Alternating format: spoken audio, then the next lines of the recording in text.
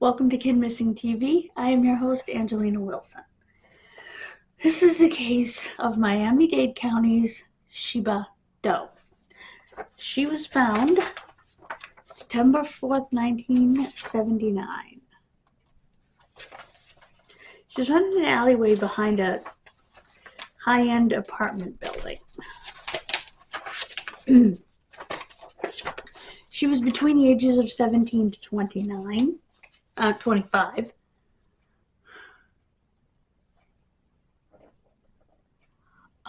She had died hours prior. She had been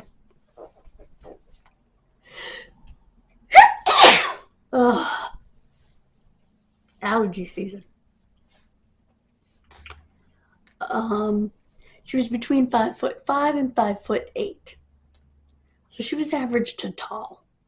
120 pounds, blonde to strawberry blonde or red hair, gray, green, or hazel eyes. She had acne and she had burns on the insides of her calves from the exhaust of a motorcycle. That's a good clue.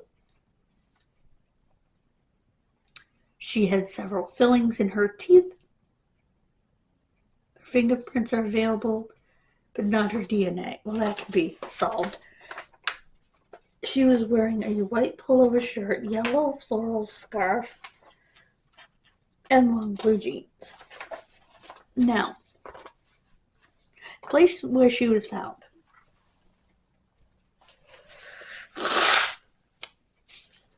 Oh, excuse me.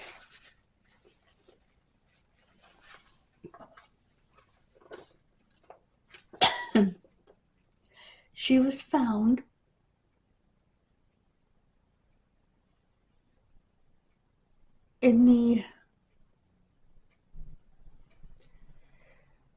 along the edge of a small wooded path behind the Biscayne Gardens dumpsters at 7:30 in the morning. Now,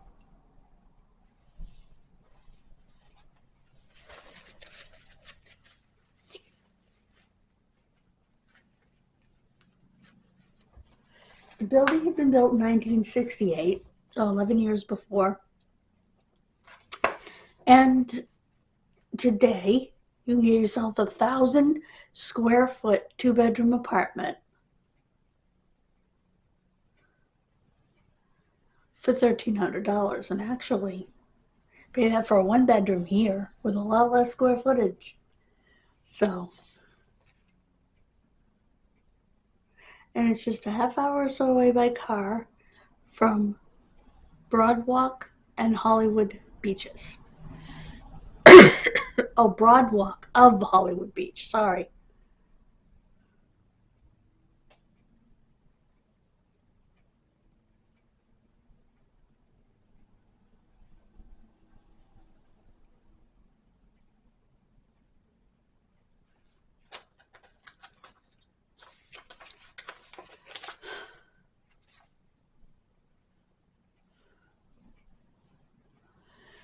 Again, she was determined to be a white female, between the ages of 18 and 25. Okay, 17 or 18.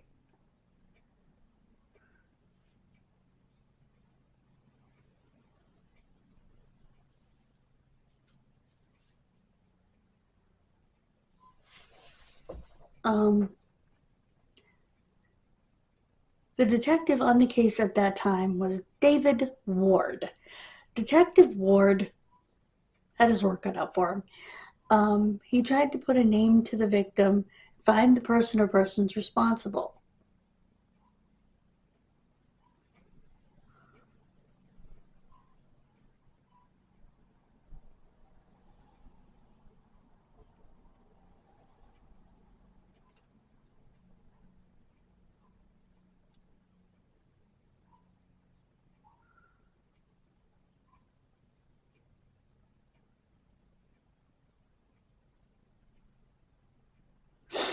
And she gets the name Sheba Doe because along the Broadwalk, and it's not Boardwalk, it's Broadwalk for whatever reason, She was known as a character in the short time that she was there, and it's unclear whether she told people her name was Sheba or that was a nickname that was given to her by the locals.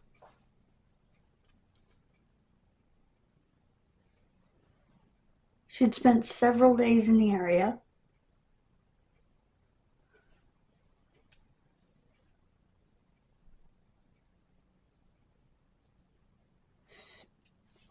People said, quote, that she was someone who has seen a lot, but in fact understood little. So they took that to mean she pretended to be wise, but in fact was not street smart.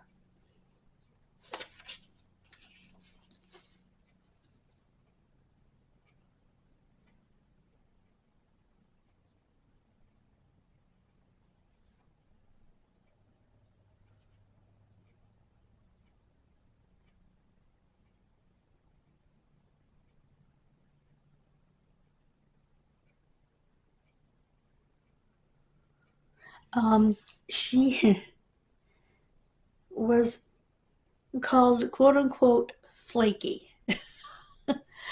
um, that usually means flighty and of short memory. um, just too much going on, you know, in one's own head to remember anything.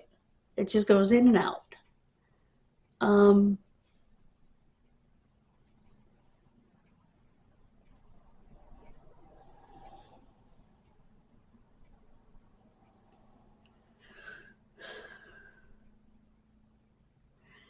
she talked a lot to whoever was willing to listen, but she was said to be something of a storyteller. She told different people different things. She told people she was from France, New York, San Diego. Um, one man recalled her telling him that her parents lived in Hollywood but were both dead. Okay, did she mean California or Hollywood, Florida? Because there is a town called Hollywood, Florida. It's where Adam Walsh went missing from.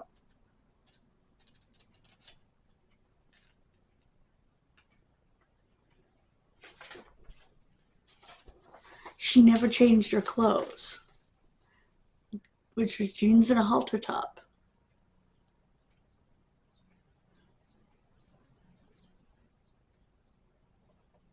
And at the end of the day, she would go home with a different person.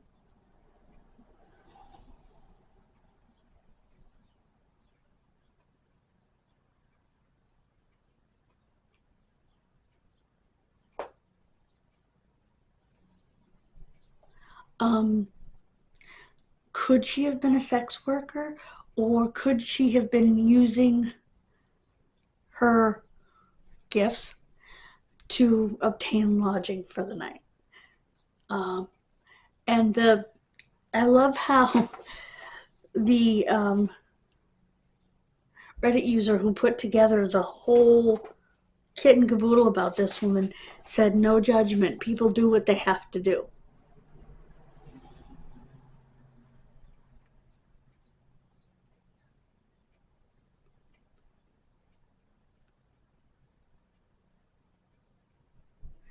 And police have never said if there was signs of uh, intimate abuse on her body or even consensual activity. So it is possible that because it didn't say men, it just said people.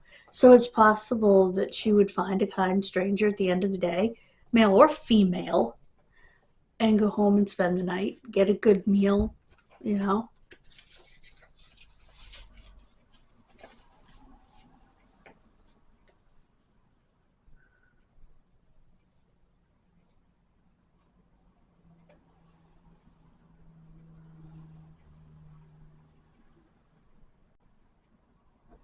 Um, she did go to the hospital for these burns and told the doctor that she was on lithium, which is the most common treatment for bipolar disorder, especially back then.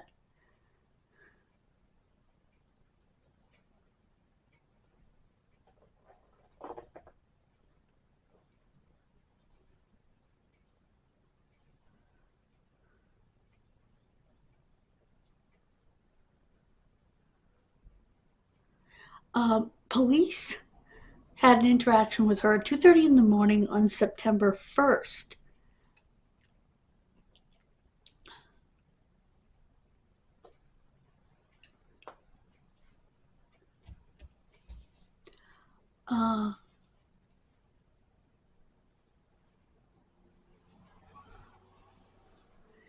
Detective Ward said, quote, "This has been very frustrating. I think about this continuously. There's just no way to substantiate anything."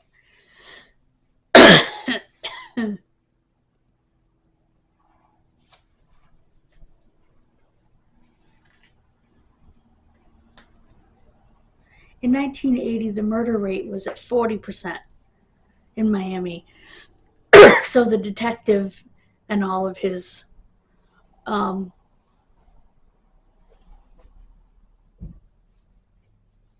fellow detectives were swamped.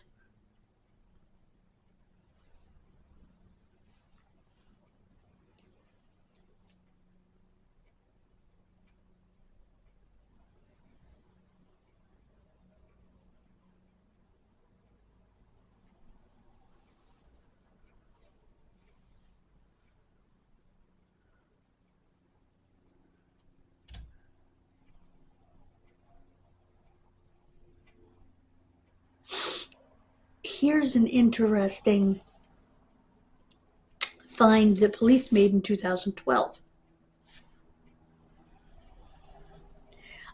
Detective Terry Goldston of the Miami-Dade Police Department said, and I'm going to quote this, "According to documentation that was provided to detectives at the time, her name was Falone, F-A-L-O-A-N, S. Love. Born June 3rd, 1961. She was unemployed and residing in the Young Apartments complex in Hollywood, Florida.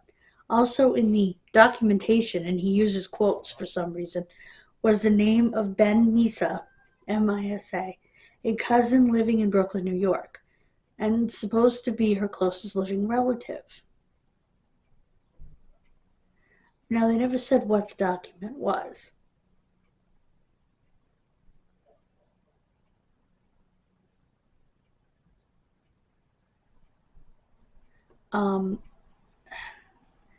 It's very unlikely that this was her name.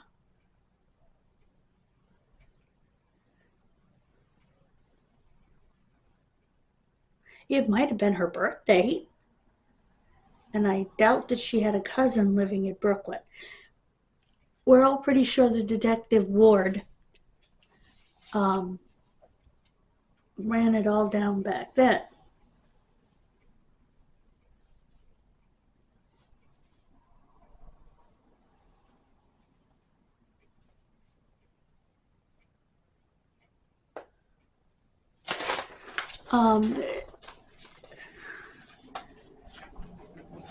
Okay, could this have come from her hospital paperwork? Because that crossed my mind that she had to have filled something out. Or could this information,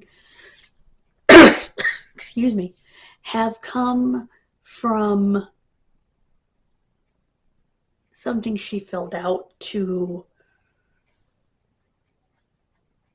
get the apartment, or a job application? And I'm sure he went to the complex and showed her picture around. I mean, that's just common sense.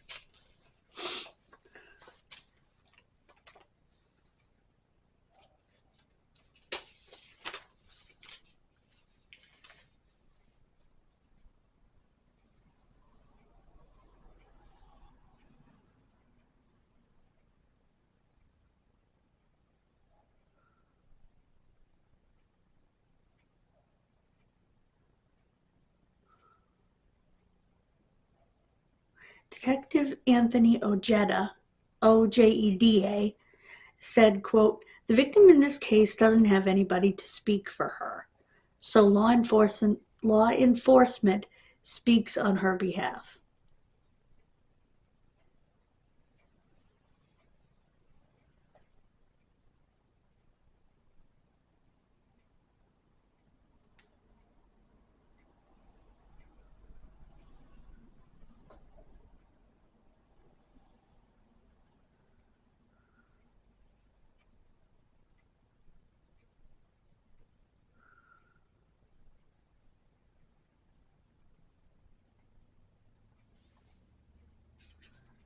Um,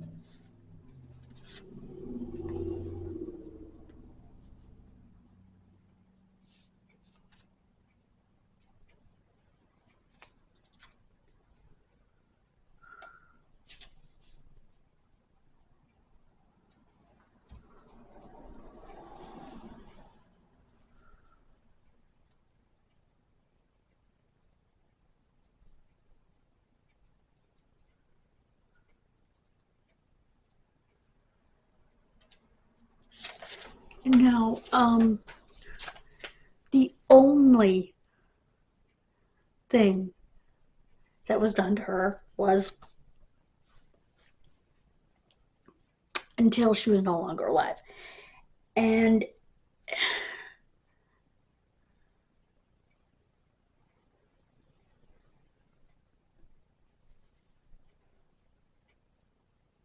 she didn't have money or jewelry to be taken from her, so robbery was clearly not the motive. And intimate relations of the non-consensual kind was obviously not the motive. And that makes it harder, because what the heck was the motive? We really don't know.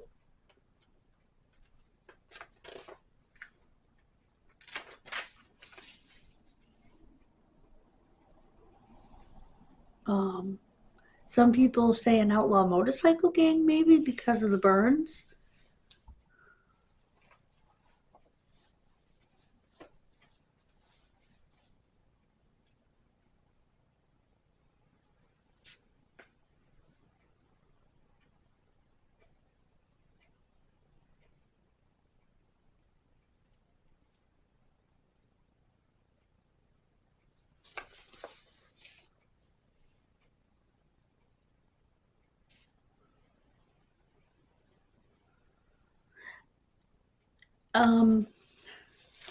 She was found wearing a white t-shirt,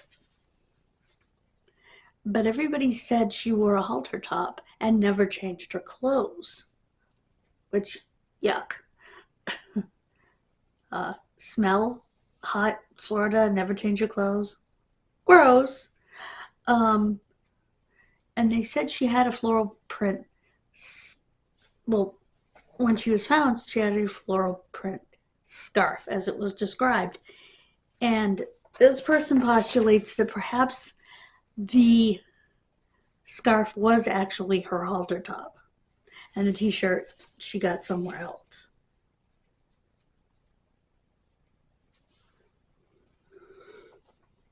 Ooh. Now, the apartment building, the Biscayne Gardens, is very close to I-95. I-95 is a north-south running highway, one of the longest in the country. It goes from the Florida Keys all the way up through Maine. So,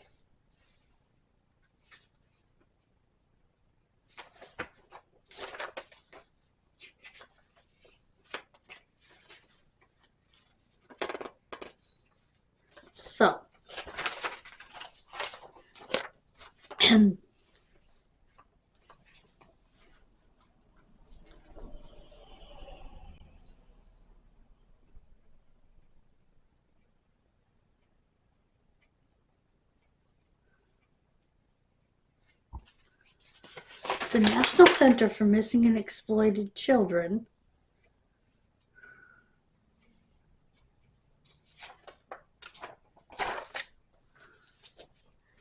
believes that she was a runaway from Ohio for some reason. I mean, they must have their reasons. And they believe she left Ohio prior to 1977. And police believe her name was Tina. Okay, so, and they're saying 17 to 25. If you go back, let's see, before 1977, let's just say 75, okay? She was 17. She would have only been 14 when she ran away. So it's likely she's a little bit older than that. 25, she'd be 22. I think she was probably, if she ran away in 75, 76, she was probably 18 or 19 when she died. That would be my guess.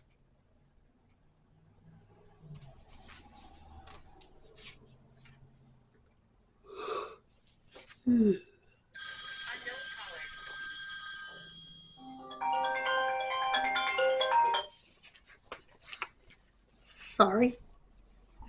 So yeah, I think that that's probably, if she's a runaway named Tina from Ohio, and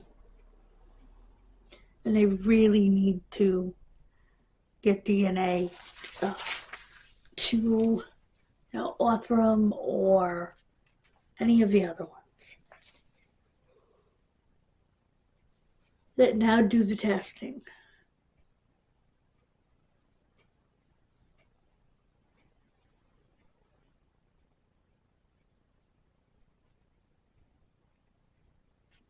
So if you have any information, you can call Crime Stoppers at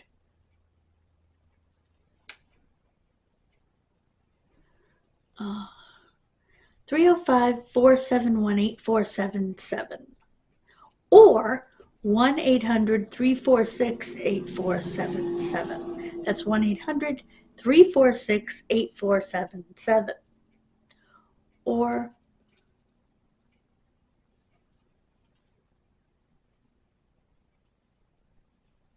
And there are leads coming in from the Dayton area.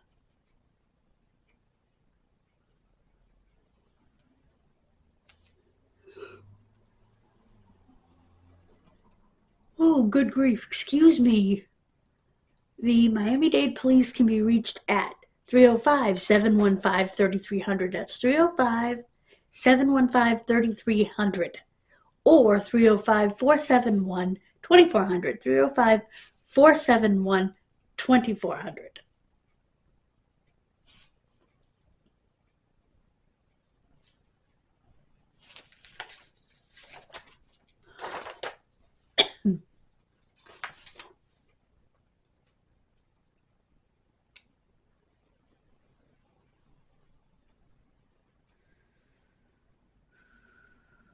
And the Miami-Dade Medical Examiner's Office at 305-545-2400.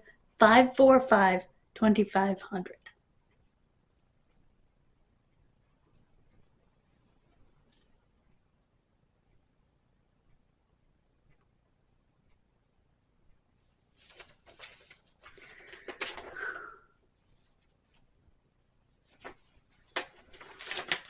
And if she was born in 1961, let's figure this out. Let's see if this could be correct. Excuse me.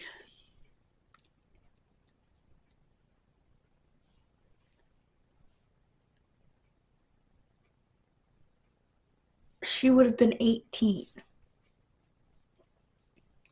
So she gave herself a birth date that made her of legal age. Barely. Which tells me she might not have been of legal age. Because why would you give yourself a date of birth that only made you of legal age for the last 3 months?